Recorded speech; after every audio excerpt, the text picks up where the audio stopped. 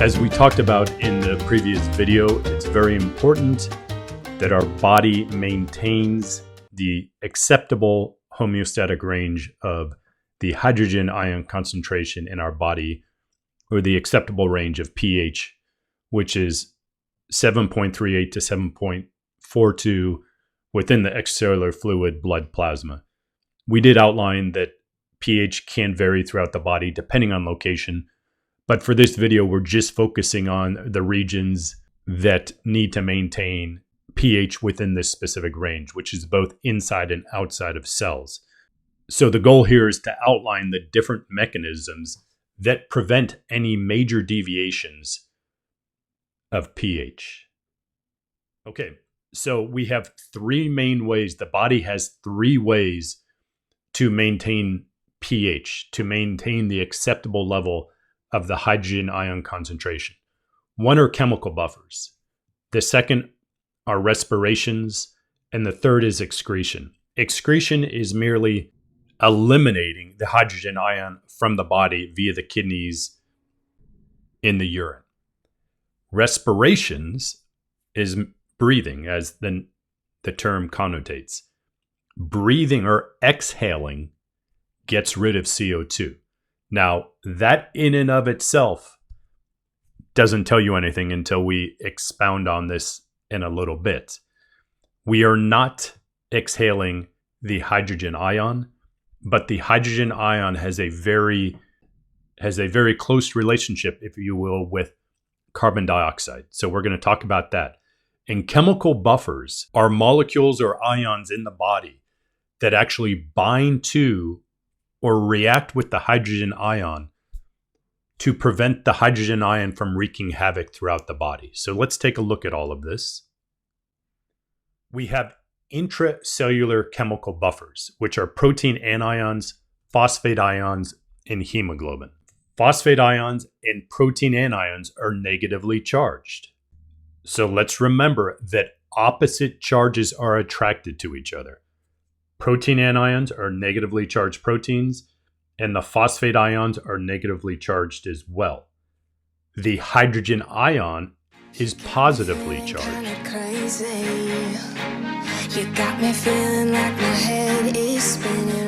Opposite charges are attracted to each other. So keep in mind, the protein anions are negatively charged, the phosphate ions are negatively charged, and the hydrogen ion is positively charged. So these protein anions and phosphate ions will bind to the hydrogen ion within cells to prevent any deviations of pH within our cells. And another molecule within our cells that helps out with mitigating changes in pH is hemoglobin. Hemoglobin is a protein that transports oxygen from the lungs to the tissues. And to a lesser degree, it also transports carbon dioxide from the tissues to the lungs. And we're going to highlight this when we get into respiratory physiology. But hemoglobin also acts as a chemical buffer within our cells, specifically within our red blood cells. So let's take a closer look at hemoglobin. So what we see right here, this is just the big toe. CO2 is produced at the tissues and then is transported to the lungs so it can be exhaled. Don't worry about those details. We'll get into those. All of these circles right here are representing red blood cells. I realize they're not red, but just trust me on this. These are red blood cells, otherwise known as erythrocytes. And the erythrocytes contain the protein molecule known as hemoglobin. There's probably about 250 million hemoglobin molecules per red blood cell. I just have one drawn in each of these red blood cells. But what happens when CO2 moves into the red blood cells? It reacts with water, as we can see over on the right here. And this slide is really for the respiratory system and the transport of carbon dioxide. As we can see up here, 7% of the CO2 that is produced in the tissues actually flows directly in the blood plasma. But the other 93% is moving into the red blood cell. And when CO2 reacts with water, it's going to create the hydrogen ion and bicarbonate. And another side note, we can see some of that CO2 is binding directly to hemoglobin. So to understand this equation, let's take a closer look at that. So what we have here on the left is carbon dioxide reacting with water, which makes carbonic acid. CO2 to water produces carbonic acid. That's a reversible equation. Carbonic acid is a weak acid that can dissociate back into carbon dioxide and water. The carbon dioxide can also proceed the other direction and dissociate into bicarbonate and the hydrogen ion. We'll look at this in a lot more detail in a little bit here, but this is the basis for that equation we saw in the red blood cell. CO2 reacting with water creates carbonic acid that will dissociate into bicarbonate and the hydrogen ion. So this equation tends to stay balanced, or wants to stay balanced, if you will. So as CO2 enters the red blood cell, we have an increase of CO2, and it's going to cause this equation to move to the right, creating bicarbonate and carbonic acid. So if we go back to this image right here, the only thing missing up here is the carbonic acid. So I just abbreviated and said CO2 plus water is going to give us the hydrogen ion and bicarbonate, hydrogen ion and bicarbonate. So if we move over here to this red blood cell, and keep in mind this is all the same red blood cell, it's just in different states. What happens is this hydrogen ion binds to hemoglobin. So in this manner, hemoglobin is acting as a chemical buffer to prevent this hydrogen ion from wreaking havoc somewhere else within the cell, or potentially even leaving the cell and wreaking havoc within the extracellular fluid. Bicarbonate is actually going to leave the cell via a process known as the chloride shift. Chloride comes into the cell in exchange for bicarbonate. Bicarbonate then ends up in the blood plasma, where it functions as a chemical buffer within the blood plasma. Keep in mind, this bicarbonate will pick up hydrogen ions. So if there's any rogue hydrogen ions floating through the blood plasma, all of this bicarbonate that moves into the blood plasma, in addition to the sodium bicarbonate that's already in the blood plasma, will bind to the hydrogen ion to prevent any damage or deviation in pH within the blood plasma. Two things I want to point out here. One, this equation in the red blood cell is resulting in two things. One, it's allowing hemoglobin to buffer this hydrogen ion, and it's allowing the bicarbonate to move into the blood plasma to act as a chemical buffer in the blood plasma. We don't need the bicarbonate in the red blood cell to act as a chemical buffer because hemoglobin is playing that role. Certainly, if we look at this equation, there's the hydrogen ion and bicarbonate are being produced in a 1-to-1 ratio. But because of the buffer system, we don't have to worry about the hydrogen ion, and then bicarbonate can go do its work in the blood plasma. So once again, the intracellular buffers are the protein anions, the phosphate ions, and the hemoglobin molecule. And as I alluded to, bicarbonate functions as a buffer in the blood plasma. And there is a ton of bicarbonate in the blood plasma. 24 milliequivalents per liter compared to 0.00004 milliequivalents of the hydrogen ion. And I think I articulated the correct zeros there. But once again, that 0.00004 milliequivalents of the hydrogen ion represents the pH of 7.4. Bicarbonate maintains a concentration that is 600 times higher than that of the hydrogen ion within the blood plasma, allowing this bicarbonate within the blood plasma to continually surveil and protect the extracellular fluid from any excess hydrogen ions. So bicarbonate acts as a chemical buffer within the blood plasma and the extracellular fluid. Okay, so let's take a look at some buffer equations. So once again, a buffer is something that helps mitigate or avoid changes in pH. And here we see on the left carbonic acid, on the right we see bicarbonate and the hydrogen ion. If in solution there is an increase in the hydrogen ion, it will bind to bicarbonate, certainly if bicarbonate is present, which it is in the human body. And that'll cause this equation to move to the left, creating carbonic acid. Carbonic acid is holding on to that hydrogen ion, so once again, it doesn't cause any changes or dramatic changes in the pH of our body. Now, carbonic acid is a weak acid, which means it does not easily break apart or dissociate or distribute or let go of the hydrogen ion. So this equation is more inclined to move to the left than it is to the right.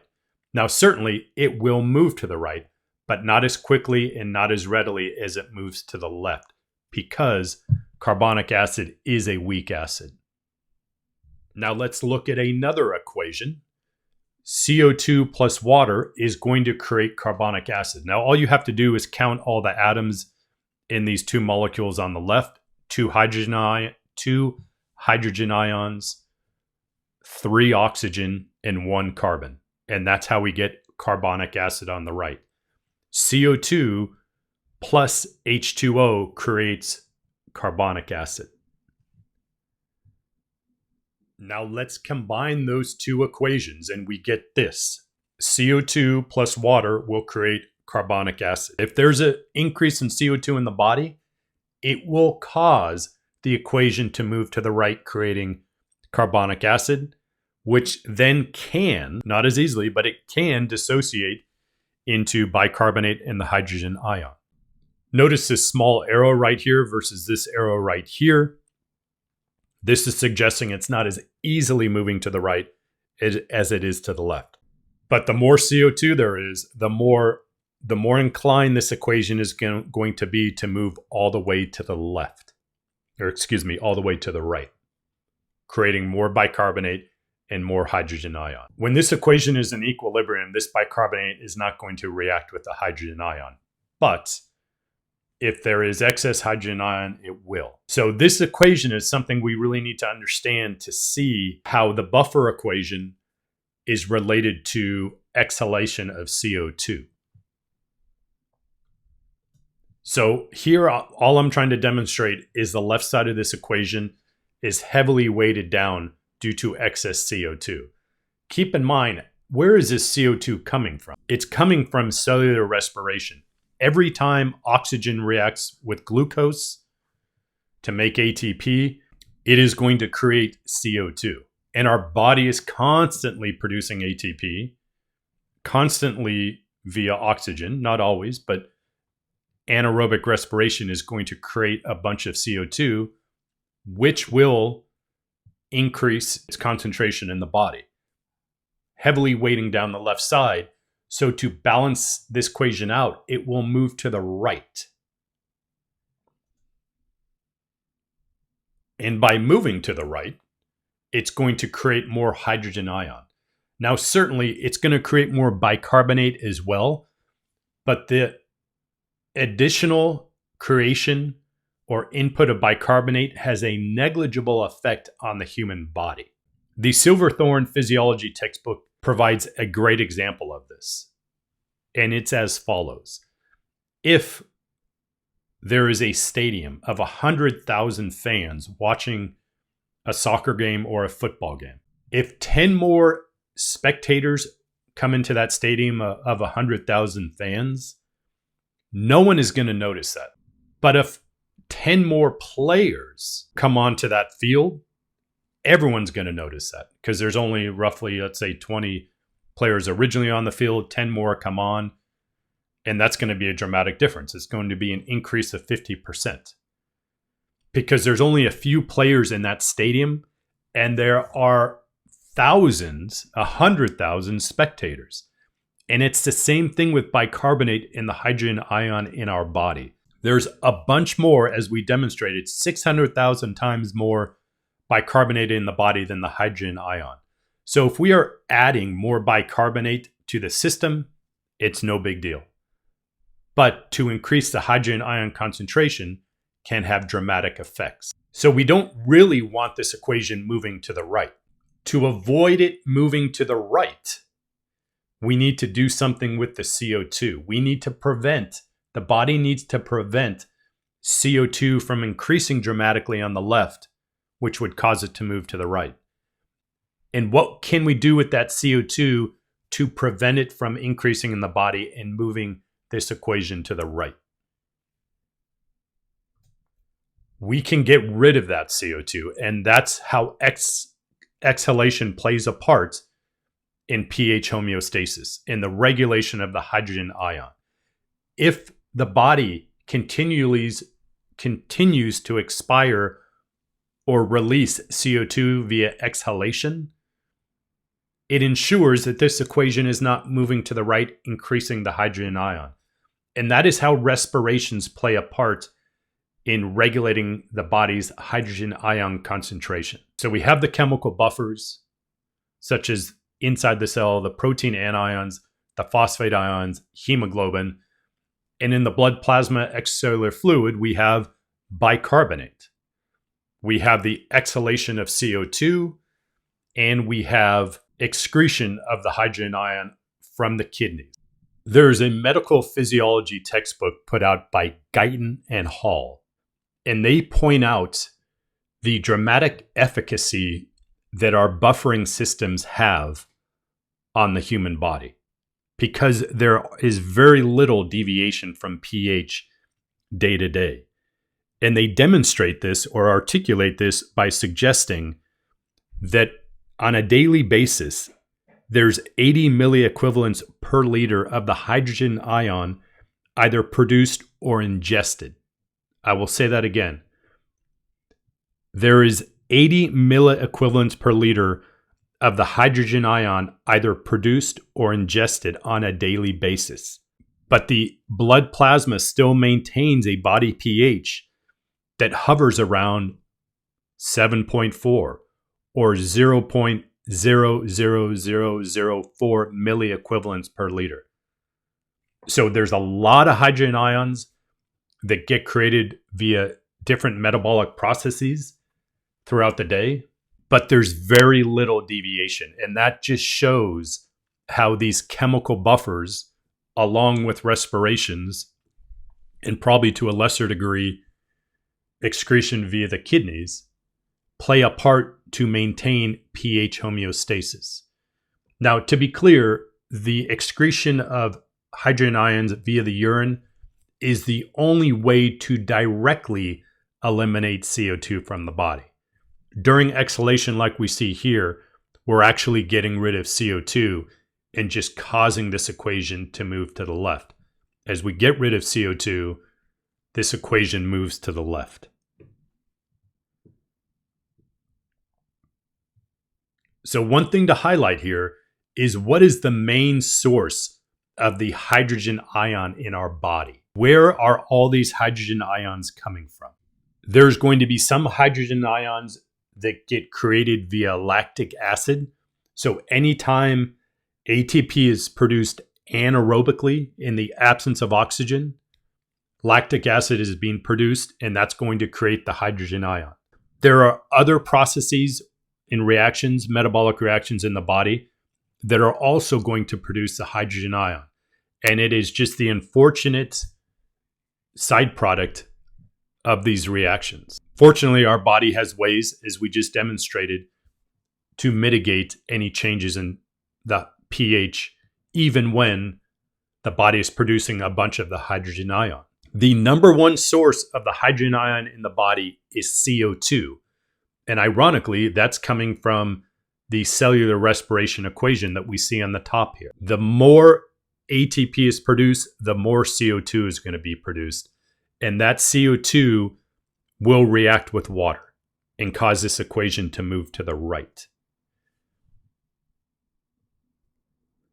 Now, to be clear, looking back at this picture, I outlined how CO2 is going to move to the right here and create the hydrogen ion and bicarbonate, and that hydrogen ion will bind to hemoglobin. But the contribution of CO2 that produces The hydrogen ion is this CO2 up here that's floating through an aqueous solution and is coming in contact with a litany, millions upon trillions of water molecules. And when CO2 comes in contact with water, this reaction happens in the blood plasma. Fortunately, we have all that bicarbonate, the chemical buffer bicarbonate in the blood plasma to offset the hydrogen ion. That is pH homeostasis.